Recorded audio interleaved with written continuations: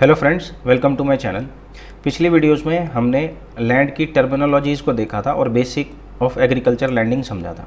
इस वीडियो में हम ट्रांसफ़र ऑफ प्रॉपर्टी एक्ट पढ़ेंगे और समझेंगे मॉर्गेज क्या होती है और टाइप्स ऑफ मॉर्गेज, मतलब कितनी तरह की मॉर्गेजेस होती हैं हमारी कंट्री में, और ट्रांसफ़र ऑफ प्रॉपर्टी एक्ट को इन डिटेल सेक्शन 58 पर्टिकुलरली इस वीडियो में समझेंगे।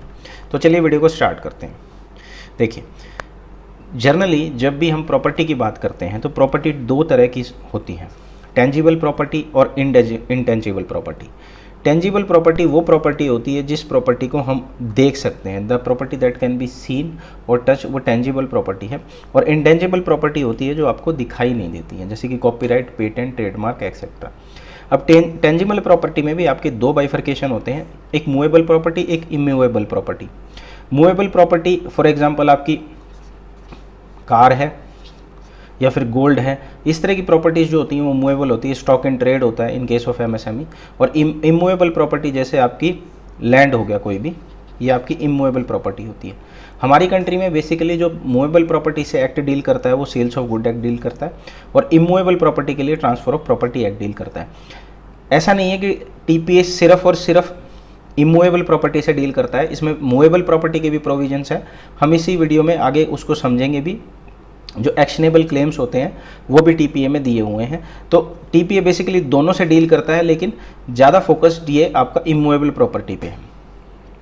देखिए, जैसे भी आप बैंक्स में जाते हैं, अगर मैं बैंक्स की बात करूं तो हम दो तीन तरह के लोन प्रेफर करते हैं। जैसे कि मान लीजिए एक पहला केस है कि जिसमें हम प्रॉपर्टी ओनर हैं, प्रॉपर्टी के ओनर है, किसी भी पर्टिकुलर लैंड के हम ओनर हैं, और वहाँ पे हमें मान लीजिए हाउस कंस्ट्रक्ट करना है, तो हम हाउसिंग लोन के लिए अप्रोच करते हैं।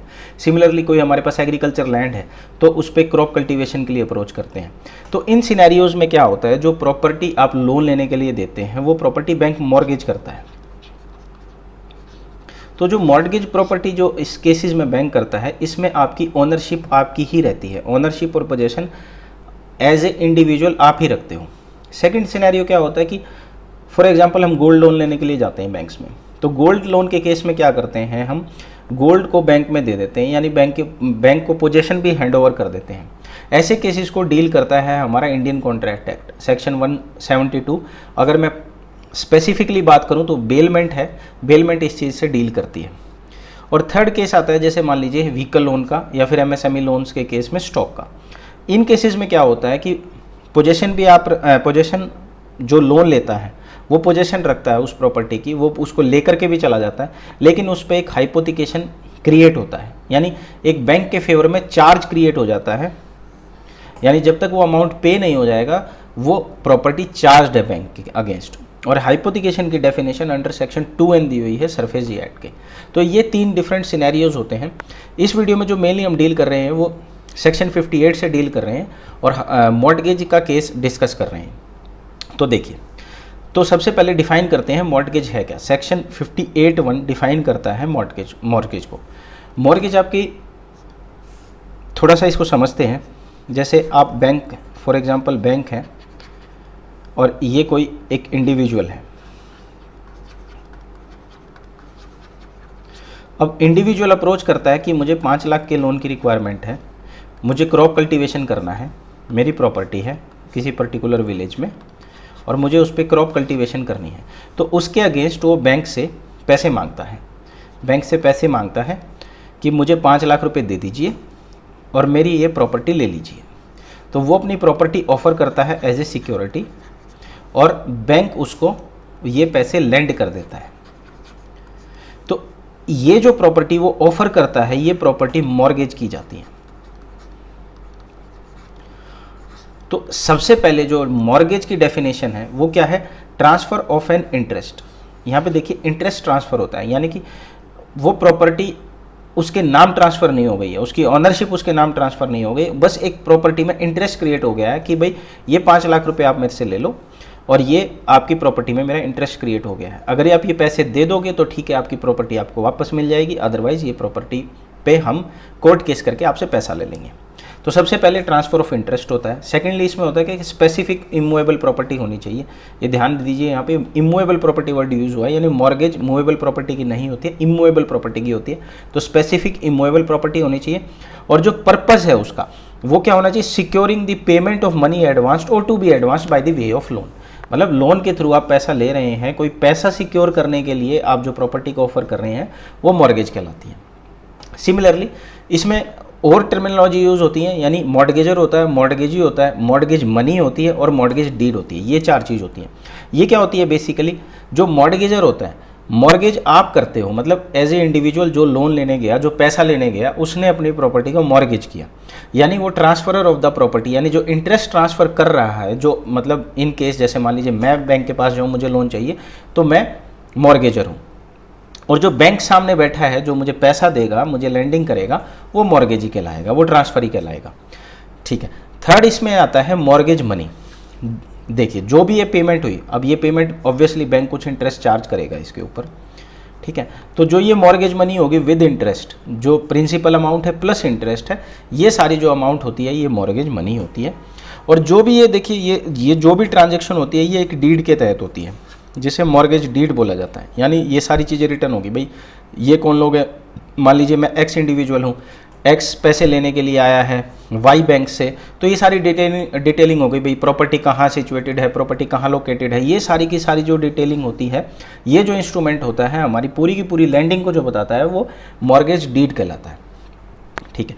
फिर आपके डिफरेंट टाइप्स ऑफ मॉर्गेजेस हैं जो एक्ट में ही डिफाइंड है, और 58B से स्टार्ट होकर के ये सारी डेफिनेशन दी हुई है। सबसे पहले जो मॉर्गेज जो सबसे ज़्यादा और सबसे वाइडली यूज होती है बैंक्स में, पर्टिकुलरली अगर मैं बात करूं, तो वो सिंपल मॉर्गेज होती है। सेकंड इसमें आपके डिफाइंड है कंडीशनल सेल, यूजफ्रैक्टोरी, इंग्लिश मॉर्गेज, और ये जर्नली आप देखते हैं जो प्रॉपर्टी EMT बोलते हैं हम बैंक की भाषा में, यानी डिपॉजिट ऑफ टाइटल डीड या इक्विटेबल मॉर्गेज जो होता है, ये एक सेकंड नंबर पे कह सकते हैं सबसे ज़्यादा यूज़ होने वाली, या ये बोल सकते हैं कि जो अर्बन प्रॉपर्टीज़ होती हैं, जो एग्रीकल्चर लैंड नहीं होता है बेसिकली, उसके केस में डिपॉजिट ऑफ टाइटल डीड वाला केस यूज़ होता है। और लास्ट इसमें आता है एनोमलस मॉर्गेज। तो सिंपल मॉर्गेज है क्या, देखिए हमारा पहला जो सिनेरियो था वो सिंपल सा क्या था कि हम एक बैंक है, हमने लैंडिंग की है किसी को, एक्स इंडिविजुअल को, हमने इनको पैसा दिया है, इन्होंने सिक्योरिटी इंटरेस्ट ट्रांसफ़र किया है। तो इसमें इन्होंने क्या किया, सिंपल मॉर्गेज में क्या करते हैं, वो पोजेशन की डिलीवरी नहीं कर रहे हैं। ये हमने पहले भी बताया है आपको डिस्कशन में कि भाई पोजेशन की कोई डिलीवरी नहीं हो रही है, आपका सिर्फ इंटरेस्ट ट्रांसफ़र हो रहा है प्रॉपर्टी में, इंटरेस्ट ट्रांसफ़र हो रहा है प्रॉपर्टी के अंदर। ठीक है। सेकेंडली वो जो इंडिविजुअल है वो अपने आप को पर्सनली बाइंड करता है कि ये मैं मॉर्गेज मनी पैसे की पे करूँगा आपके। और थर्ड ये जो मोस्ट इंपॉर्टेंट कंडीशन क्रिएट होती है इसमें कि भाई इन दी इवेंट ऑफ फेलियर ऑफ पे, अगर आप मुझे को पैसा नहीं दोगे, यानी बैंक को पैसा नहीं मिलेगा, मेरा राइट होगा इस प्रॉपर्टी को बेचने का और अपने ड्यूज रिकवर करने का। ये सिंपल मॉर्गेज में होता है। सेकंड जो इसमें आता है मॉर्गेज बाय कंडीशनल सेल। इसमें कंडीशनल सेल में सबसे पहली चीज़ क्या हो जाती है कि आपकी जो प्रॉपर्टी होती है वो ऑस्टेंसिबली सेल हो जाती है, यानी बैंक और फॉर एग्जांपल इंडिविजुअल अगर कंडीशनल सेल के थ्रू ऐसा करता है तो इसने इसको ऑस्टेंसिबली सेल कर दिया। ऑस्टेंसिबल सेल मीन मतलब एक्चुअल में सेल नहीं हुआ है, ऑस्टेंसिबल है। ये सेल कब मटेरियलाइज होगी, ये सेल तभी मटेरियलाइज होगी जब ये पैसा जो मेरे को ड्यू था, मान लीजिए फॉर एग्जांपल ये 29 सितंबर को इन्होंने पैसा पे करना था और ये इन्होंने 29 सितंबर को मुझे पैसा पे नहीं किया, ये मेरी ड्यू डेट थी, तो 30 सितंबर के बाद ये जो सेल कंडीशन है ये मटेरियलाइज हो जाएगी, सर्टेन डेट पे ये एब्सोलूट हो जाएगी। ठीक है। अब इसमें जो इस इंडिविजुअल को क्या राइट मिलता है कि अगर उसने टाइमली पेमेंट कर दिया तो ये जो सेल है ये वॉइड हो जाएगी, ऑब्वियसली ये सेल खत्म हो जाएगी क्योंकि उसने उसको पैसा पे कर दिया है। ठीक है। और जैसे ही पैसा पेमेंट होगा इस प्रॉपर्टी को दोबारा इसके नाम ट्रांसफ़र कर दिया जाएगा। ठीक है। और इसमें जो टर्मिनोलॉजी यूज़ होती है वही होती है कि भाई जो कंडीशनल सेल से इस तरह की मॉर्गेज को कंडीशनल सेल बोला जाता है और मॉर्गेजी को मॉर्गेजी बाई कंडीशनल सेल बोला जाता है। नेक्स्ट इसमें है यूजफ्रैक्टोरी। देखिए यूजफ्रैक्टोरी में क्या होता है कि मान लीजिए ए और बी के बीच में पैसे की लैंडिंग हुई है। फॉर एग्जांपल इन्होंने बोला कि 5 लाख मैंने आपको पे किया है और आप मेरी कोई प्रॉपर्टी है, मान लीजिए उसके ऊपर रेस्टोरेंट है फॉर एग्जांपल, वो रेस्टोरेंट कंस्ट्रक्टेड है, ये प्रॉपर्टी आप मेरी ले लीजिए और इसको यूजफ्रैक्टोरी मॉर्गेज कर लीजिए। तो इसमें बी मुझे क्या क्या राइट देगा कि भाई आपने मुझे पैसा दिया है, आप इसकी पोजीशन रख लो, प्लस इस प्रॉपर्टी से आपको जो भी मिले, अपने रेस्टोरेंट चला रहे हैं फॉर एग्जांपल, मंथली आप वहाँ से 1000 रुपीज़ कमा रहे हैं, तो ये आपको राइट है रखने का। आप ये जितना भी रेंट आएगा इसको रखिए और अपना प्रिंसिपल और इंटरेस्ट इससे रिकवर कर लीजिए। ये होती है आपकी यूज़फैक्टरी। नेक्स्ट इसमें आता है English mortgage. English mortgage generally आज के सिनेरियो में यूज़ नहीं होती, ऑब्वियसली ये एक्ट 1882 का है, तो ये आजकल मतलब ये चलन में है ही नहीं, आप ऐसा बोल सकते हैं। और ऑब्वियसली इसमें जो राइट्स भी मिलते हैं वो राइट्स जिन लोगों को मिलते हैं वो एग्जिस्ट भी नहीं करते आज की दुनिया में, मतलब जो बेसिकली इंग्लिश लोग थे उनके लिए था ये, ठीक है। इसमें क्या होता है कि कंप्लीट ट्रांसफ़र हो गया, इसमें आपकी प्रॉपर्टी ए है और बी है और इन्होंने पैसे का ट्रांजैक्शन किया है, तो ये बी ने एब्सोल्यूट ट्रांसफ़र कर दी। बस एक कंडीशन इसमें होती है, ये प्रोवाइजो वाली कंडीशन होती है कि ये रीट्रांसफ़र कर देगा प्रॉपर्टी को जैसे ही इसको पैसे मिल जाएंगे। तो ये आपका इंग्लिश मॉर्टगेज हो गया। नेक्स्ट इसमें आता है डिपॉजिट ऑफ टाइटल डीड्स, जो अगर मैं बैंक पार्लेंस में बोलूँ तो सबसे ज़्यादा यूज़ होता है ये भी।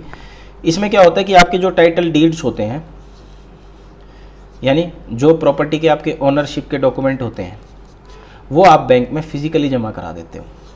इससे पहले की जितनी भी मॉर्टगेजेस थी उसमें आप ध्यान रखिए कि उसमें आपको रजिस्ट्रेशन करवाना पड़ता है, लेकिन इसमें रजिस्ट्रेशन की कोई रिक्वायरमेंट नहीं होती है। बस आपने जो आपके टाइटल के डॉक्यूमेंट्स होते हैं कि भाई ये डॉक्यूमेंट्स मैं जमा कर रहा हूँ, उन पे ज़रूर साइन करने होते हैं और उनकी स्टैंपिंग होती है।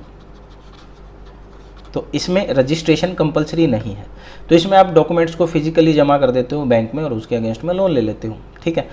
और इसमें थोड़ा एक स्पेसिफिकली बताया भी गया है कि जो ये स्पेसिफाइड टाउन्स हैं जैसे कैलकाटा, मद्रास एंड बॉम्बे, और कोई जो स्टेट गवर्नमेंट जहाँ भी इसको लागू करे वहाँ पर ये सुविधा मिल सकती है। अब स्टेट गवर्नमेंट लागू क्यों करे, क्योंकि आप यहाँ से ये समझ सकते हैं कि जो इंडियन कॉन्स्टिट्यूशन है उसमें जो लैंड होता है वो लैंड आपका स्टेट का सब्जेक्ट है, तो स्टेट उस पर लॉ बनाती है, तो स्टेट को ये पावर है इसको कहीं भी अप्लाई करवाने की। लास्ट इसमें आती है एनोमलस मॉर्टगेज। जितनी भी मॉर्टगेज हमने ऊपर पढ़ी हैं, जितने भी मॉर्टगेजेस हमने ऊपर पढ़ी हैं, उनमें से कोई अगर मॉर्टगेज ना हो तो वो एनोमलस मॉर्टगेज कहलाती है। यानी कि कोई भी ऐसा कॉम्बिनेशन XYZ जो ऊपर हमने कोट किया है उसके कॉम्बिनेशन से कोई अगर मैं मॉर्टगेज बना दूं तो वो हमारी एनोमलस मॉर्टगेज कहलाती है। एग्जांपल ले सकते हैं, या यानी कि मैं कोई ऐसी मॉर्टगेज कर ली जिसमें कंडीशनल सेल भी हो रही है और यूज़फैक्टरी का भी केस है, यानी मैं उसको सेल कर चुका हूँ ऑस्टेंसिबली, अगर मेरा पैसा नहीं आएगा तो वो सेल इफेक्टिव मान ली जाएगी, प्लस मैं उस प्रॉपर्टी के पोजीशन में भी हूँ, उस प्रॉपर्टी से जो भी मुझे मिल रहा है वो राइट मेरा है, उस पे मैं पैसा जो मुझे उस प्रॉपर्टी से आ रहा है उसे भी रखने का मेरा राइट है। तो इन दोनों के कॉम्बिनेशन से जो बन गया वो एनोमलस मॉर्टगेज हो गया। तो यहाँ से हमारी मॉर्टगेजेस ख़त्म हो जाती हैं। अब नेक्स्ट केस इसमें जो सिनेरियो आता है वो क्या सिनेरियो आता है कि केस होगा, जैसे मान के चलिए आपका पैसा ड्यू था, ए ने पैसा लिया और उसने बोला कि भाई पर्टिकुलर डेट पे मुझको ये पैसा वापस कर दो, लेकिन इसने क्या किया, ये पैसा वापस नहीं किया, ये डिफ़ॉल्ट हो गया। तो ये डिफ़ॉल्ट हो गया, तो इस सिनेरियो में आपके पास क्या क्या ऑप्शन है। जब भी डिफ़ॉल्ट होगा तो क्या कोर्ट से कोई परमिशन लेनी पड़ेगी प्रॉपर्टी को सेल करने की या नहीं लेनी पड़ेगी। देखिए, हम जो इस केस में बात कर रहे हैं वो TPA के कंटेस्ट में बात कर रहे हैं, सरफेजी को इससे अलग रख के बात कर रहे हैं। जब भी आपका डिफ़ॉल्ट होता है without the intervention of the court, एक अंडर सेक्शन 69 सिर्फ एक ही केस में आपको पावर होती है, जो इंग्लिश मॉर्टगेज जो मैंने बताया था जो यूज़ नहीं होती है। और इंग्लिश मॉर्टगेज में इस राइट टू सेल को एक्सरसाइज करवाने के लिए without the intervention of the court, जो मॉर्टगेजी है यानी जो आप मॉर्टगेज कर रहे हैं इंडिविजुअल, ना तो वो हिंदू होना चाहिए, मोमडन होना चाहिए, बुद्धिस्ट होना चाहिए, तो ये सब सिनेरियो अवेलेबल ही नहीं होते हैं। तो ये आज की डेट में मैंने बोला था ये ऑब्सोलीट हो गया है इंग्लिश मॉर्टगेज, ये इसी वजह से हो गया। सेकेंडली इसमें होता है कि अगर जो मॉर्टगेजी है वो गवर्नमेंट हो तब भी ये केस सिनेरियो कर सकता है, ठीक।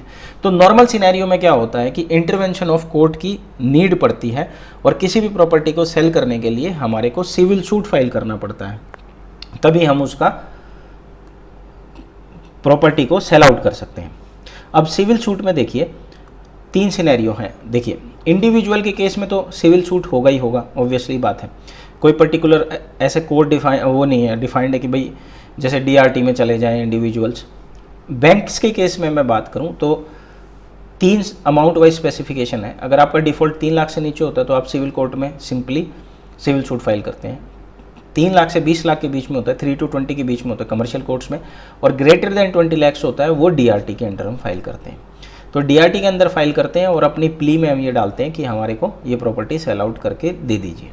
तो ये इस तरह से जो मॉर्गेज प्रॉपर्टी होती है उसको हमारे को सेल कर सकते हैं with the intervention of the court. अब एक इसमें डिफरेंट सिनेरियो है 2002 के बाद। इससे पहले क्या था, ऑब्वियसली अगर आप सिविल सूट की बात करेंगे तो 10 से 20 साल लग जाते हैं और आपकी प्रॉपर्टी सेल आउट भी नहीं हो पाती है।